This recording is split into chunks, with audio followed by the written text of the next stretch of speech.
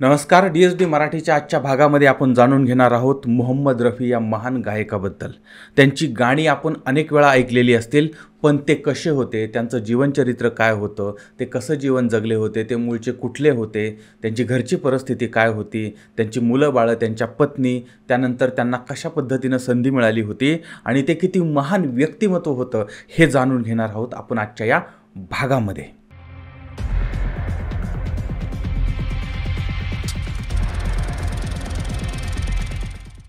तारीख आहे 31 जुलै 1980. मोहम्मद रफी यांना त्रास व्हायला लागलेला होता. त्यांना काही सुचत नव्हतं. ते घामानं भिजले होते आणि त्यांची ही अवस्था बघून त्यांच्या पत्नी ज्या आहेत बिल्किस बानो या घाबरल्या. ताबडतोब त्यांनी डॉक्टर चंद्ररामणी यांना फोन केला किंवा त्यांना बोलावून घेतलं. डॉक्टर आले, तपासणी केली आणि रफी साहेबांचा रक्तदाब जास्त झाला आहे, त्यामुळे त्यांना घाम येत होता आणि त्यानंतर पुढच्या काही मिनिटातच त्यांच्याच फियाटमधून, रफी साहेबांच्याच फियाटमधून त्यांना नॅशनल हॉस्पिटलच्या ICUमध्ये दाखल करण्यात आलं होतं.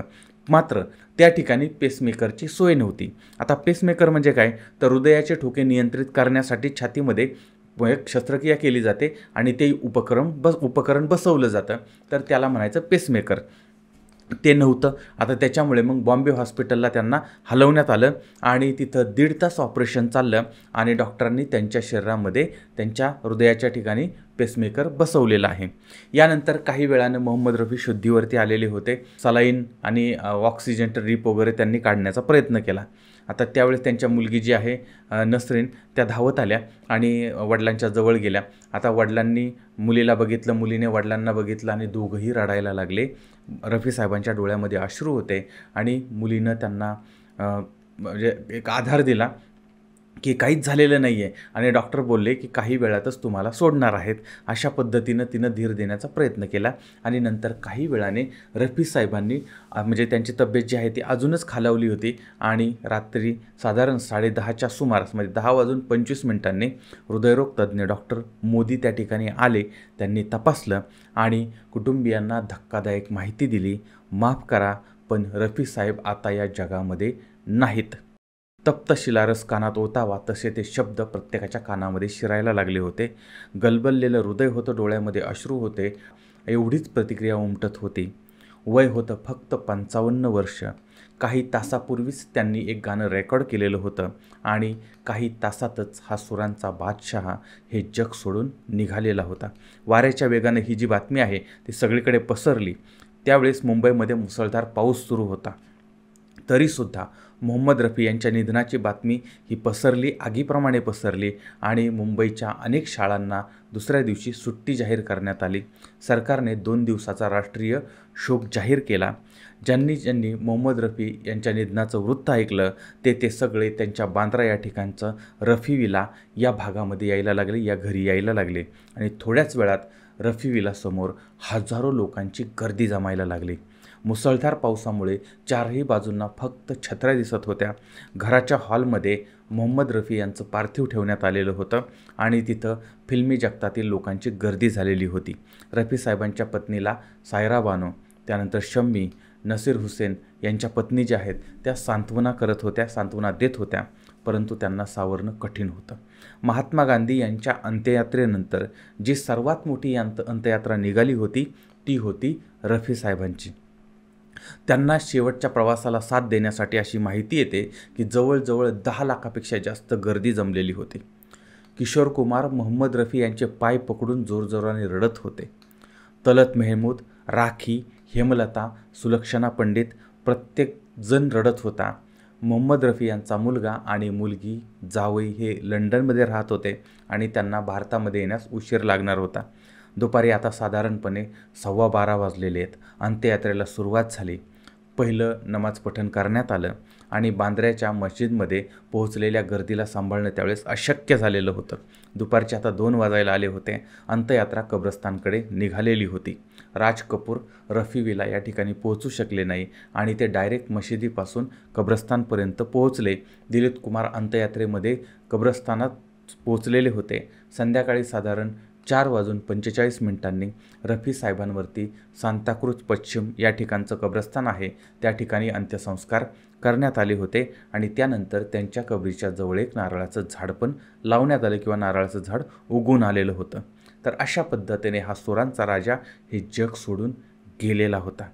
पण प्रश्न हाच निर्माण होतो, एक गायक त्याचा मृत्यू होतो, मग एवढे लोक का जमले होते, एवढे लोक का रडत होते, असं काय केलं होतं या माणसानं, कोण होता हा माणूस, त्याची जीवनगाथा नक्की काय आहे तीच आज आपण बघणार आहोत. ही जीवनगाथा आहे एका नाभिकाच्या मुलाची किंवा एका नाभिकाच्या घरातून या जीवनगाथेला सुरुवात होते. कोटला सुलतान सिंह नावाचं पाकिस्तानमधलं एक ठिकाण आहे, एक भाग आहे, गाव आहे. आता या भागामध्ये हाजी अली मोहम्मद नावाचं एक नाभिक राहतो आहे. त्याची पत्नी आहे अल्लाह राखी. ह्या पती पत्नींचा पहिला मुलगा, त्यांचं नाव ठेवलं मोहम्मद हमीद आणि 24 डिसेंबर 1924 रोजी त्यांना दुसरा मुलगा झाला, नाव ठेवलं मोहम्मद रफी. आता यांना सगळे म्हणजे मोहम्मद रफी यांना सगळे लाडाने फिको म्हणायचे. मोहम्मद रफी यांचं प्राथमिक शिक्षण जे आहे ते कोटला सुलतान सिंग या भागामध्ये झालेलं होतं. रफी साहेब ज्यावेळेस 7 वर्षाचे होते त्यावेळेस त्यांचा परिवार कामधंद्यासाठी लाहोरला आलेला होता आणि त्यांच्या कुटुंबाचा संगीताशी, अगदी संगीता म्हणजे गायनाशी काडीचाही संबंध नव्हता. लाहोर या ठिकाणी आता यांचं पुढचं शिक्षण सुरू झालेलं होतं आणि ते त्या भागातील शाळेमध्ये जात होते. त्यांच्या मोठ्या भावाचं न्हाव्याचं दुकान होतं आणि रफी साहेब त्या ठिकाणी बराच वेळ घालवायचे आणि तिथं न्हाव्याचं काम करायचे.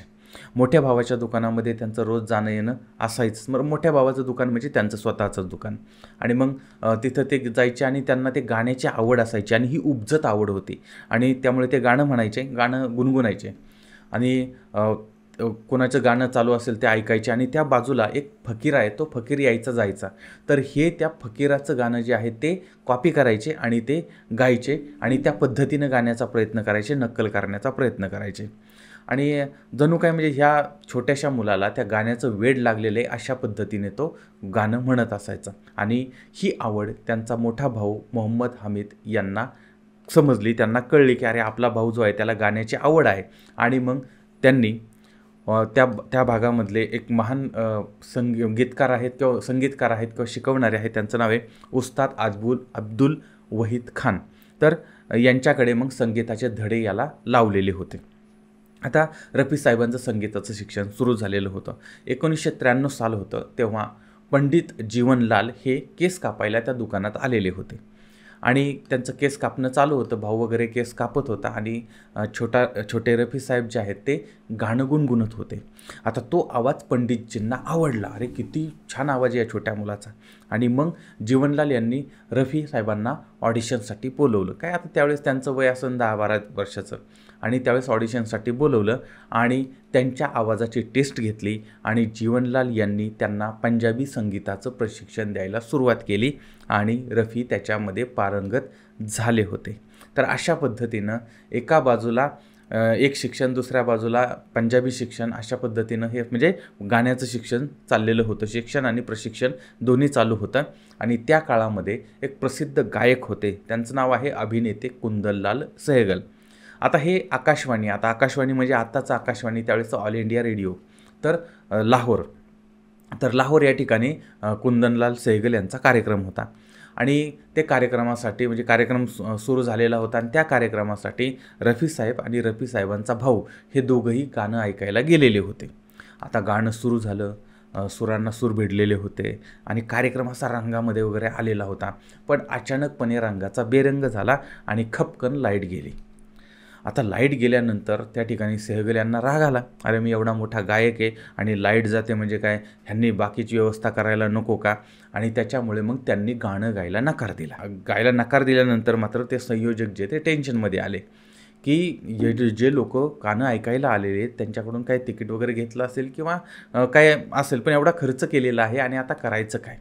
आता हीच संधी रफी साहेबांच्या मोठ्या भावानं ओळखली आणि तो भाऊ जो आहे तो संयोजकांकडे गेला आणि विनंती केली की माझा भाऊ जो आहे छोटासा, तो आता काहीतरी 12-13 वर्षाचा आहे आणि त्यानं संगीताचं शिक्षण घेतलेलं आहे, तोही सुंदर गातोय, त्याचा आवाजही गोड आहे, तर त्याला फक्त एक संधी द्या तुम्ही. आता संयोजकांच्या समोर दुसरा पर्याय नव्हता, कारण लाईट तर गेलेली होती आणि एवढा मोठा गायक गायला नकार देत होता. त्याच्यामुळे मग आता त्यांनी 13 वर्षाच्या मोहम्मद रफी यांना गाण्याची संधी दिली. योगायोगानं त्यांना ती संधी मिळाली आता लोकांच्या समोर त्यांनी रफी साहेबांनी गाणं गायची ही पहिली वेळ होती, कारण 13 वर्षाचा मुलगा आणि एवढ्या लोकांच्या समोर सुरुवातीलाच गाणं म्हणजे दबाव येणं, टेन्शन येणं हे तर सगळं होतंच. आणि त्याचबरोबर त्याच्या समोर लोक बसलेले आणि तो मुलगा समोर आला आहे, कुजबुज सुरू झालेली आहे.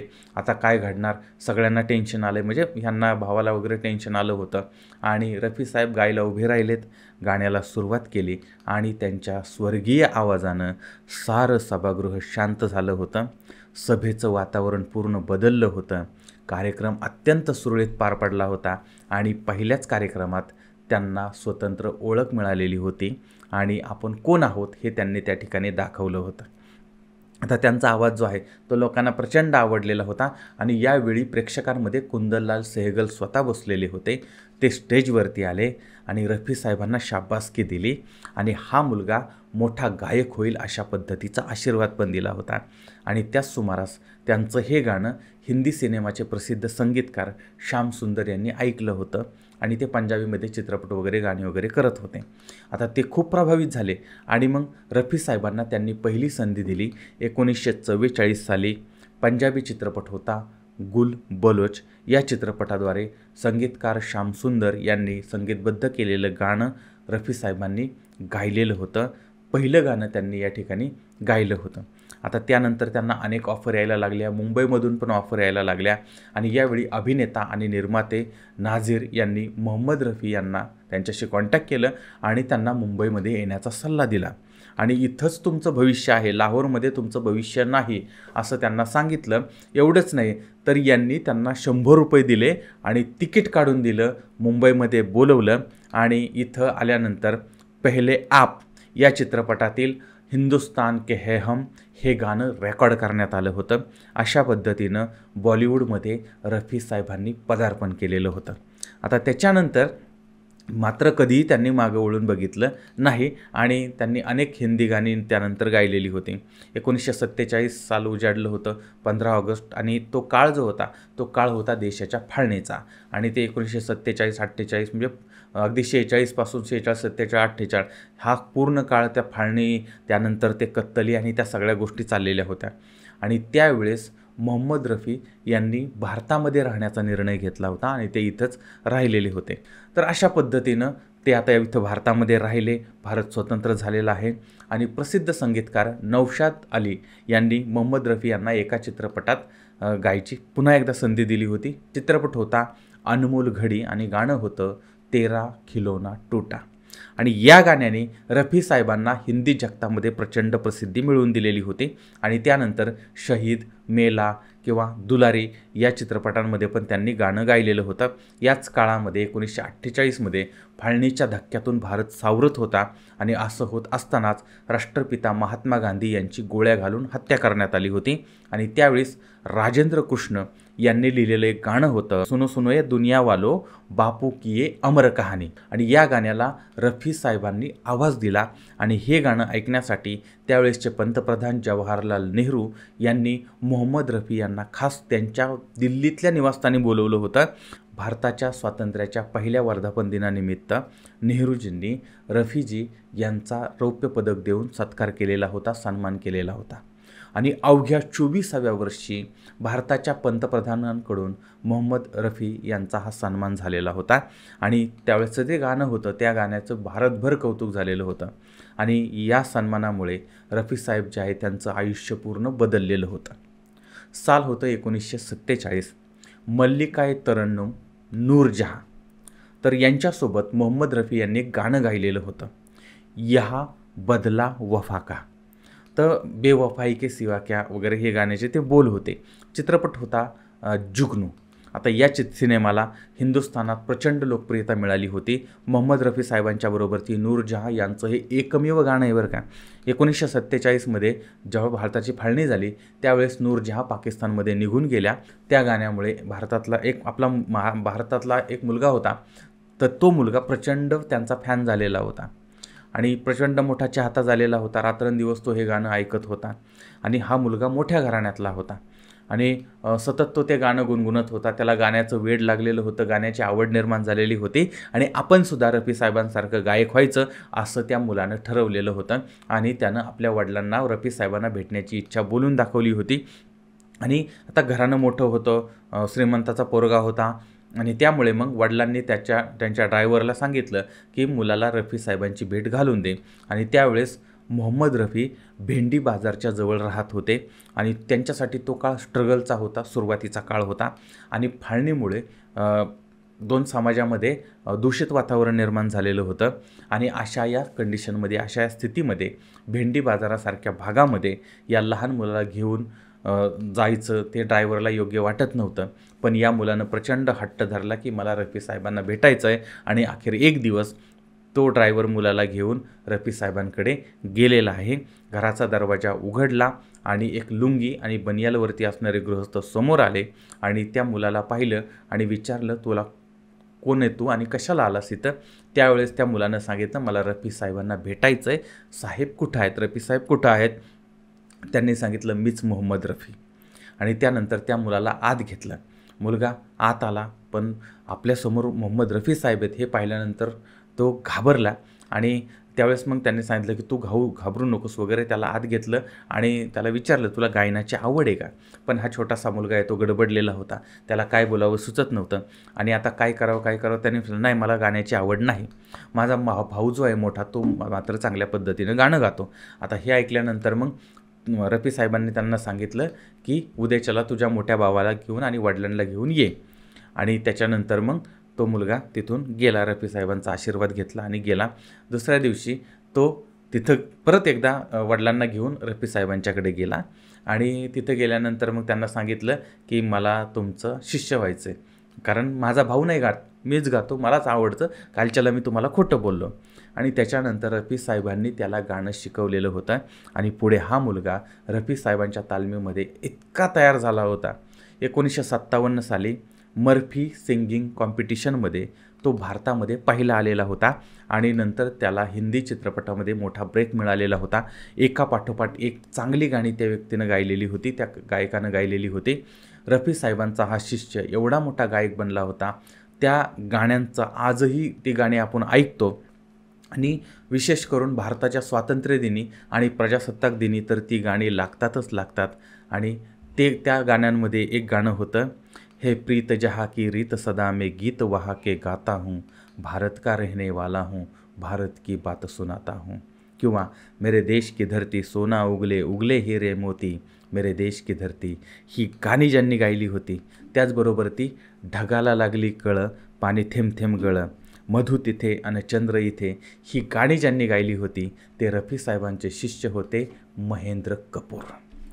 तर अशा पद्धतीनं गायकांना घडवण्याचं काम रफी साहेबांनी केलेलं होतं.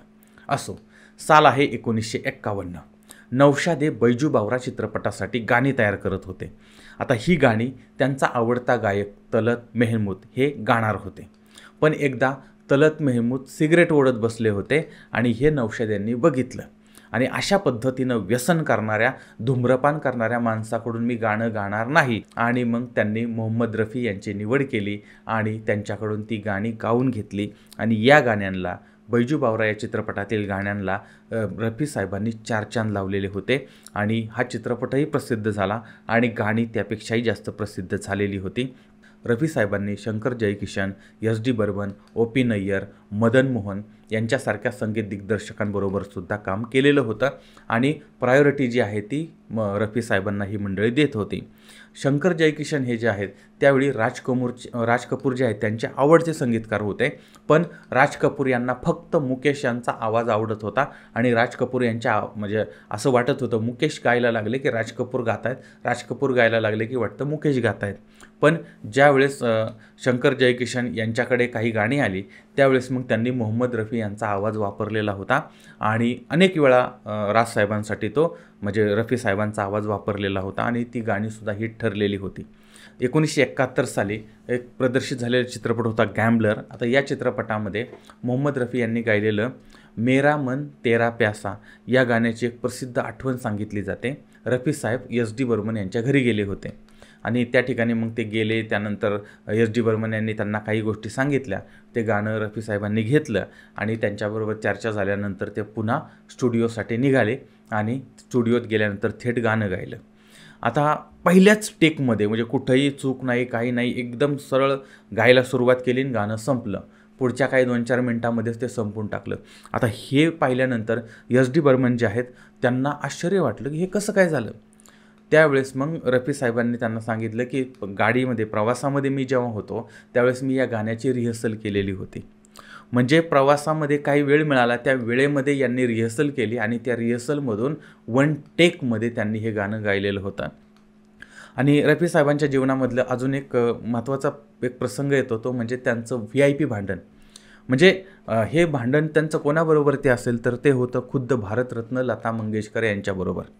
म्हणजे मोहम्मद रफी हे लता दीदींना आपल्या बहिणीप्रमाणे मानत होते आणि 60व्या दशकामध्ये रफी आणि लता दीदी ह्यांच्यावरती रॉयल्टीवरून वाद झालेला होता. म्हणजे ह्या 2 बहीण भावांमध्ये भांडण झालं होतं, वाद झाला होता. आता वाद होण्याचंही कारण काय होतं तर लता दीदींचं मत असं होतं की गायकाला त्या गाण्याची कायमची रॉयल्टी मिळाली पाहिजे. पण रफी साहेबांचं मत वेगळं होतं. त्यांचं म्हणणं होतं की तुम्ही गाणं गाता, त्याचे तुम्ही पैसे घेता, त्याचा तुम्ही मोबदला घेता, शिवाय त्या गाण्यावरती तुमचं नाव कायम राहतं आणि त्यामुळे तुम्हाला रॉयल्टीची गरज नाही. आता याच्यावरून म्हणजे दीदी म्हणतात ते वेगळं आणि दादा म्हणतोय ते वेगळं. दादा आणि दीदी यांच्यामध्ये वाद झाला आणि दोघांनी एकत्र गाणं गायचं बंद केलेलं होतं. आता काही काळ हे दोघं भाऊ बहीण यांच्यात आबोला होता आणि सचिन देव बर्मन काही काळानंतर सचिन देव बर्मन जे आहेत त्यांच्या प्रयत्नामुळे या दोघांच्या समेट झाला होता आणि नर्गिस यांची भूमिका असणारा एक चित्रपट होता ज्वेलर थीप. तर या चित्रपटासाठी दिल पुकारे हे गाणं त्यांनी गायलं होतं किंवा नर्गिस यांनी याच्यामध्ये पण पुढाकार घेतलेला होता आणि यांच्यामधले वाद मिटवलेले होते. आता रफी साहेबांनी किशोर कुमार यांच्यासाठी सुद्धा गाणी गायली होती. म्हणजे किशोर कुमार हे स्वतः प्लेबॅक सिंगर आहेत, पण त्यांच्यासाठी यांनी आवाज दिलेला होता आणि मला वाटतं की मोहम्मद रफी हे एकमेव अशा पद्धतीचे गायक आहेत. म्हणजे त्याच्यामध्ये त्यांनी रागिनी आणि शरारत या चित्रपटासाठी ते गाणी गायलेली होती. आणि त्याचबरोबर ती अमिताभ बच्चन, अशोक कुमार, त्यानंतर ऋषी कपूर, किशोर कुमार, गुरुदत्त, गुलशन बावरा, जगदीप, जितेंद्र, जॉय मुखर्जी, जॉनी वॉकर, तारिक हुसेन, देव आनंद, दिलीप कुमार, धर्मेंद्र, नवीन निश्चल, प्राण, परीक्षित सहानी, त्यानंतर पृथ्वीराज कपूर, प्रदीप कुमार, फिरोज खान, बलराज सहानी, भारत भूषण, मनोज कुमार, म्हणजे मेहमूद, रणधीर कपूर, राज कपूर, त्यानंतर विनोद खन्ना, विनोद मेहरा, विश्वजीत, सुनील दत्त, संजय दत्त, संजीव कपूर, त्यानंतर गोविंदा, मिथुन चक्रवर्ती, शशी कपूर, ही जी मंडळी आहेत यांनासुद्धा त्यांनी आवाज दिलेला होता. म्हणजे आता नावं इतकी येते मारुतीच्या शेपटीसारखं ते वाढत जातील. पण आणि रफी साहेबांनी गायलेली गाणी बघा, म्हणजे रफी साहेबांचा आवाज कसा वेगळ्या पद्धतीने त्यांनी लावायचे ते. म्हणजे कोई चाहे कोई मुझे जंगली कहे या हूँ हे गाणं त्यांनी गायलेलं होतं. त्याचबरोबर ती ये चांद सा रोशन चेहरा हे गाणं त्यांनी गायलेलं होतं. दीवाना हुआ बादल हे आशा भोसलेंबरोबर गायलेलं होतं. ही गाणी प्रचंड गाजलेली होती. आणि त्यांच्या प्रसिद्ध गाण्यामध्ये ओ दुनिया के रखवाले हे बैजू बावरामधलं गाणं आहे.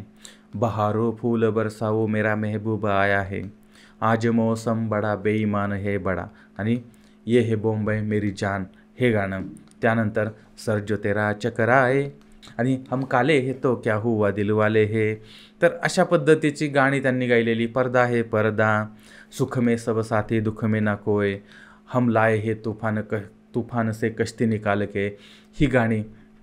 देशभक्तीची गाणी, अब तुम्हारे हवाले वतन साथियों, ये देश है वीर जवानों का, अपनी आज़ादी को हम हरगिज़ मिटा सकते नहीं, नन्हे मुन्ने बच्चे तेरी मुट्ठी में क्या है, मधुपन में ना राधिका नाचे वगैरे ही गाणी. त्यानंतर बाबुल की दुआए लेती जा, आज मेरे यार की शादी है, ही गाणी तर होतीच.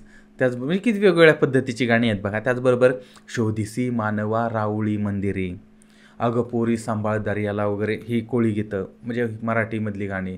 त्याचबरोबर हसा मुलांनो हसा, हा रुसवा सोड सके पुरे हा बहाना, ही गाणीसुद्धा रफी साहेबांनी गायलेली होती.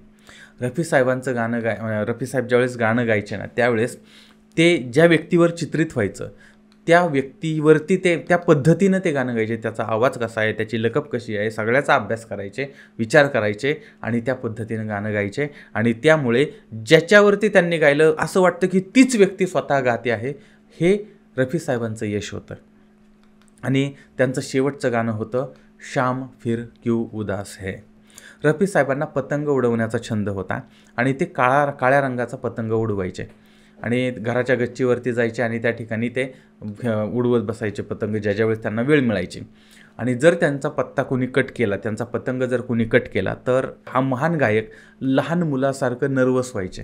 म्हणजे एक अल्लडपणा त्यांच्यामध्ये तो होता. आणि त्यांना अजून एक सवय होती, स्टेजवर जाण्यापूर्वी म्हणजे गाण्यासाठी जर स्टेजवर जायचे तर त्यापूर्वी रफी साहेब नेहमी त्यांच्याकडे एक चांदीचा कंगवा असायचा. वास्तविक पाहता त्यांना बरंच टक्कल पडलेलं होतं, पण तरीसुद्धा ते आपल्या टक्कल पडलेल्या डोक्यावरून तो कंगवा जो आहे ते फिरवायचे, स्वतः खुदकन हसायचे आणि नंतर एक थंड दूध आहे ना ते प्यायचे आणि नंतर स्टेजवरती जायचे आणि नंतर ते गायचे. मोहम्मद रफी हे रविवारी सुट्टीच्या दिवशी मुलांबरोबरती कॅरम खेळायचे, बॅडमिंटन खेळायचे, बॉक्सिंगचे सामने पाहण्यासाठी सुद्धा ते जायचे किंवा त्यांना ती आवड होती. खाण्याची सुद्धा त्यांना आवड होती. रफी साहेब बिजी होते, त्यांच्याकडे काम होतं, रात्रंदिवस मेहनत करत होते, तरीसुद्धा दर रविवारी ते आपल्या कुटुंबाला वेळ देत होते. ज्या वेळी कामातनं वेळ मिळेल त्यावेळी ते घरीच असायचे. रफी साहेबांना द मॅग्निफिसेंट 7 हा जो चित्रपट आहे तो चित्रपट प्रचंड आवडत असायचा. रफी साहेबांबद्दल ही गोष्टही फार कमी लोकांना माहिती असेल की महाराष्ट्रातील महाराष्ट्र नवनिर्माण सेनेचे प्रमुख राज ठाकरे यांचे पिताजी श्रीकांत ठाकरे यांच्यासाठी रफी साहेबांनी अनेक मराठी गाणी गायली होती. विशेष म्हणजे रफी साहेब यांनी यासाठी ठाकरे यांच्याकडून एकही पैसा घेतलेला नव्हता किंवा पैसे मागितलेले नव्हते. मला एवढे पैसे पाहिजेत तेवढे असं कधीही झालेलं नव्हतं. आणि रफी साहेबांनी त्यांच्या कारकिर्दीमध्ये शास्त्रीय संगीत गायलं होतं, रोमॅन्टिक गाणी गायली होती, दुःखद गाणी गायली होती, हॅपी गाणी गायली होती, देशभक्तीपर गायली होती, रॉक अँड रोल अशा पद्धतीची गाणी गायली होती, डिस्कोची गाणी गायली होती, भजन गायलं होतं, कव्वाली, नाटिया कलाम वगैरे वगैरे वगैरे सगळ्या पद्धतीची गाणी त्यांनी गायली होती. आणि 1944 ते 1980 या काळामध्ये विविध भाषांमध्ये त्यांनी गाणी गायली होती आणि एकूण 4518 गाणी गायली अशी माहिती समोर येते. म्हणजे आणि ह्या पूर्ण कारकिर्दीत काही ठिकाणी अशी माहिती येते की 25,000हून गाणी जास्त गायलेली होती. पण हिंदीबरोबरच त्यांनी हिंदीमध्ये जास्त गाणी गायली, त्याचबरोबर दुसऱ्या नंबरला त्यांनी मराठीमध्ये गाणी गायली आहेत.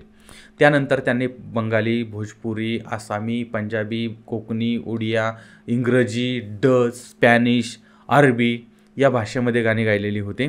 आणि ते ज्यावेळेस मॉरिशसला गेले होते त्यावेळेस त्यांनी क्रियोल ही भाषा म्हणजे 1-2 भाषांचं ते संगम त्या भाषेमध्ये पण गाणी गायलेली होती. रफीजी आणि लता दीदी यांच्यामध्ये अजून एक प्रसंग असा सांगितला जातो, 1970 सालचा आहे. त्यावेळेस गिनीज बुक ऑफ वर्ल्ड रेकॉर्डनं सर्वाधिक गाणी गायल्याचं श्रेय लता दीदींना दिलेलं होतं आणि त्यांनी 25,000 गाणी गायली असं त्याच्यात दिलेलं होतं.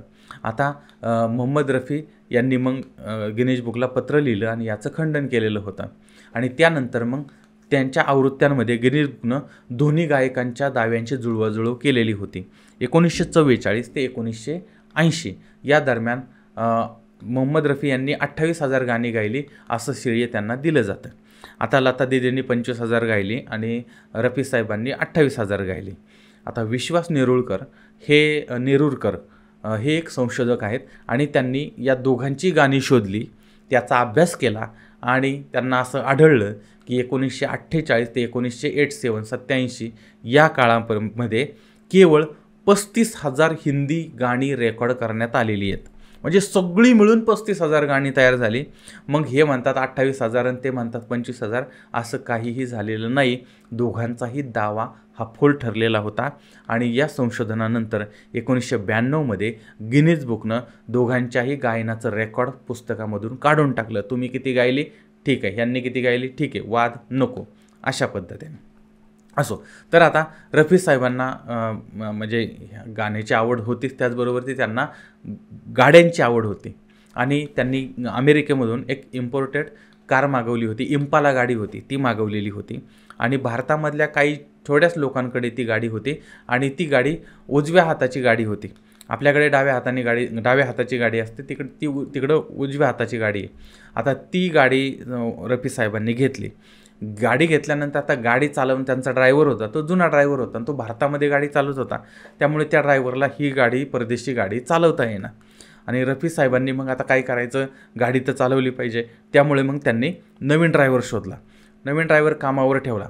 जुना ड्रायव्हर होता सुलतान, आता त्याला कामावरून काढून टाकलं. पण आपला कामगार आपण कामावरून काढून टाकतोय, पण उद्याच्याला त्याची बायका पोरं काय करणार, तो काय करणार, त्याला काम कुठं मिळणार, अशा पद्धतीचा विचार, त्याचा घरदार कसं चालणार असा विचार त्यांनी केला. रफी साहेबांना काळजी वाटायला लागली आणि मग यांनी काय केलं असेल, रफी साहेबांनी त्या ड्रायव्हरला, सुलतानला नवीन टॅक्सी घेऊन दिली होती. त्यावेळेस विचार करा, टॅक्सीची किंमत 70,000 रुपये होती. या माणसानं क्षणाचाही विचार केला नाही, 70,000 रुपये देऊन टाकले, त्याला टॅक्सी देऊन टाकली. चल तुझं तू काम कर, खा आणि तुझं संसार चालव.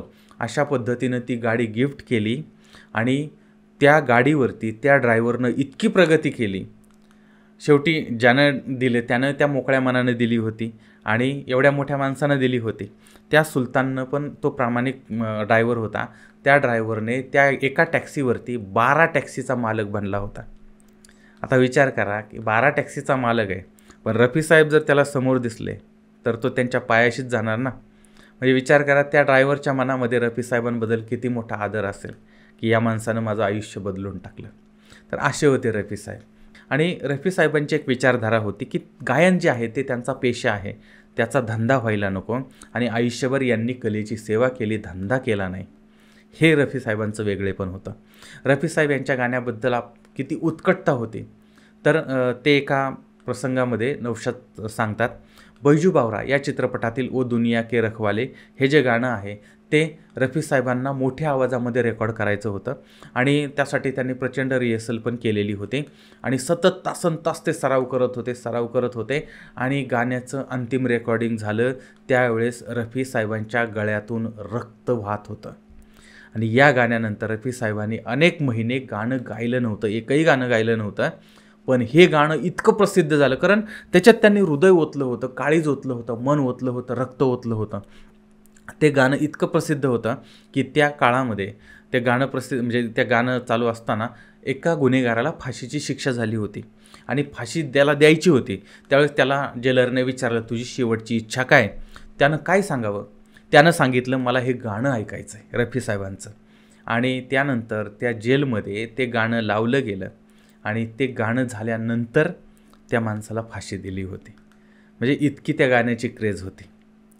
आणि आपण बहुतेक लग्नामध्ये बाबुल की दुआए लेके जा हे गाणं आहे ते ऐकतो. हे नीलकमल चित्रपटातलं गाणं आहे. आता हे गीत गाताना रफीजींच्या डोळ्यामध्ये पुन्हा पुन्हा अश्रू येत होते, रफीजी रडत होते आणि त्या भावनेतनं ते गाणं गात होते. आणि याचं कारण होतं, कारण हे गाणं जेव्हा रेकॉर्ड होत होतं त्याच्या एक दिवस अगोदरच रफी साहेबांच्या मुलीचं लग्न झालेलं होतं आणि त्या मुलीला त्यांनी सासरी पाठवलेलं होतं आणि त्यामुळे एक भाऊक बाप होऊन ते गाणं म्हणत होते आणि त्यामुळे त्या हृदयातनं गायलेलं जे गाणं होतं आजही ते प्रत्येक लग्नामध्ये गायलं जातं, लग्नामध्ये लावलं जातं आणि त्या गाण्यावरती प्रत्येक बापाच्या काळजातनं म्हणजे अश्रूचा झरा वाहतो. अशा पद्धतीचं ते गाणं आहे बाबुल की दुआए लेकी जा. आणि हेच गाणं आहे, त्या गाण्याला राष्ट्रीय पुरस्कार मिळालेला होता. तर म्हणजे अशा अनेक किस्से आपल्याला त्या बाबतीत सांगता येतील. आता रफी साहेब यांच्या वैयक्तिक आयुष्याबद्दल बोलायचं झालं तर ते अत्यंत शांत होते. त्यानंतर पहाटे ते 5 वाजता उठायचे आणि गायनाचा 2 तास सराव करायचे. संध्याकाळी त्यांना जेवण वेळेवरती लागायचं आणि वेळेवरती ते झोपायचे. साधं डाळ भात जरी असला तरी ते घरचं जेवण त्यांना आवडायचं आणि साधारण 10 वाजता ते झोपायचे. म्हणजे 10 वाजता झोपायचे आणि साधारण 4-4:30ला उठत असतील, म्हणजे 5 वाजता रियाजाला सुरुवात करायचे. रफी साहेबांना त्यांच्या जीवनामध्ये 23 वेळा फिल्मफेअरसाठी नॉमिनेशन झालेलं होतं आणि 6 वेळा तो पुरस्कार मिळालेला होता. आणि 1965 साली पद्मश्री पुरस्काराने सन्मानित करण्यात आलं होतं आणि असे अनेक पुरस्कार त्यांना मिळालेले होते. आणि म्हणजे त्यांच्या जीवनसाथीबद्दल जर बोलायचं झालं रफी साहेबांच्या, तर रफी साहेबांचं 2 वेळा लग्न झालेलं होतं. आता त्यांचं मूळ गाव जे आहे ते पाकिस्तानमध्ये आहे आणि त्या ठिकाणी वयाच्या साधारण 13-14व्या वर्षी त्यांच्या काकाची मुलगी होती बशिरा बानो. तर त्या बशिरा बानो हिच्याबरोबर लग्न झालं होतं आणि दोघांना सईद नावाचा एक मुलगासुद्धा आहे. आता त्याच्यानंतर 1947मध्ये भारत आणि पाकिस्तानची फाळणी झाली होती आणि या काळामध्ये हिंसाचार झाला होता. या काळामध्ये बशिरा जी आहे तिचे आईवडील म्हणजे रफी साहेब यांचे सासू सासरे यांचा मृत्यू झाला होता किंवा त्यांचा खून करण्यात आला होता आणि त्यामुळे ती पत्नी जी आहे ती इतकी घाबरली होती की तिनं लाहोरमध्येच राहायचा निर्णय घेतला. रफी साहेब म्हणत होते की आपण भारतामध्ये जाऊया, मुंबईला जाऊया, पण तिनं भारतात यायला नकार दिला होता आणि त्यामुळे मग ती पत्नी तिकडे राहिली आणि रफी साहेब मुंबईमध्ये आले आणि इथंच ते स्थायिक झाले आणि त्याच्यामुळे हे पती पत्नी पहिलं लग्न त्या ठिकाणी त्यांचं मोडलं. दोघंही कायमचे विभक्त झाले होते आणि विभक्त होण्याची परिस्थिती बघा, दोन देश विभक्त झाले. त्याच वेळेस हे नवरा बायकोसुद्धा वेगळे झालेले होते आणि त्यांच्या या पहिल्या लग्नाबद्दल मग फार काही जास्त बोललं गेलं नाही किंवा ती जास्त त्यांनी विषय पण कधी घेतलेला नव्हता तो. आणि त्यांच्या मुलीनं म्हणजे यास्मिन मोहम्मद रफी यांनी त्यांच्या जीवनावरती लिहिलेलं पुस्तक आहे. त्या पुस्तकामध्ये या लग्नाबद्दलची माहिती आहे. त्यानंतर 1944मध्ये वयाच्या 20व्या वर्षी रफी साहेबांचं दुसरं लग्न सिराजुद्दीन अहमद बारी आणि तालिमुन्निसा यांची मुलगी बिल्किस बानो यांच्याबरोबर झालेलं होतं आणि त्यानंतर त्यांना 7 मुलं झाली, 4 मुलं आणि 3 मुली झाल्या. मुलांची नावं आहेत शहीद रफी, सईद रफी, नसरीन रफी, खालिद रफी, परवीन रफी, हमीद रफी,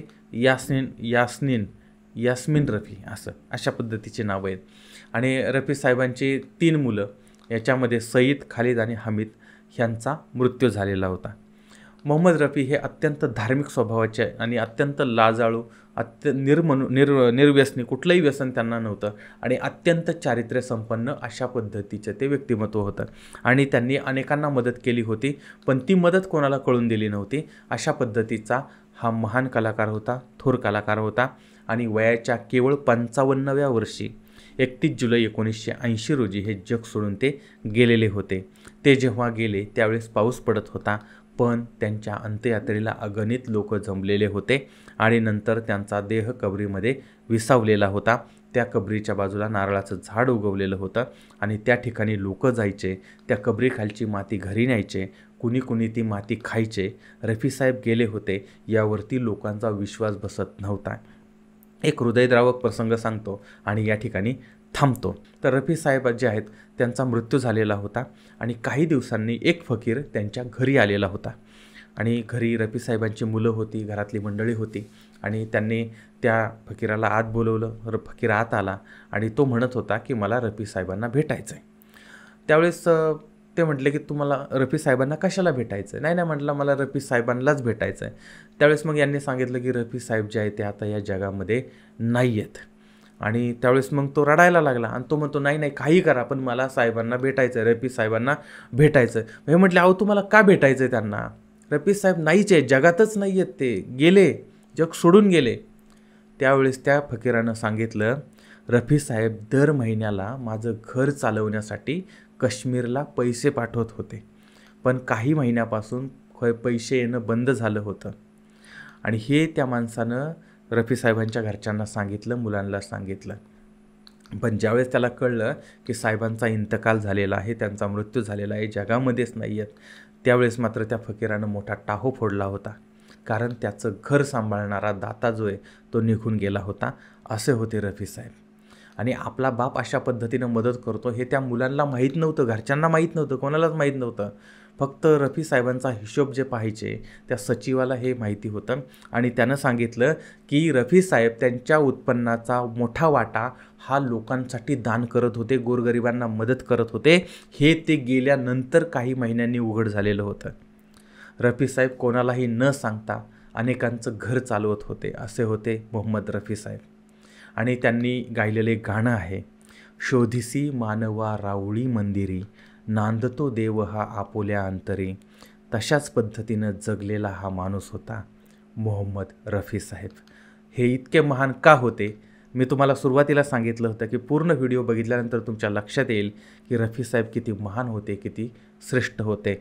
पैसा आणि प्रसिद्धीसाठी गाणारे अनेक गायक आले आणि गेले, पण रफी साहेबांसारखा कोणी झाला नाही आणि होणार नाही.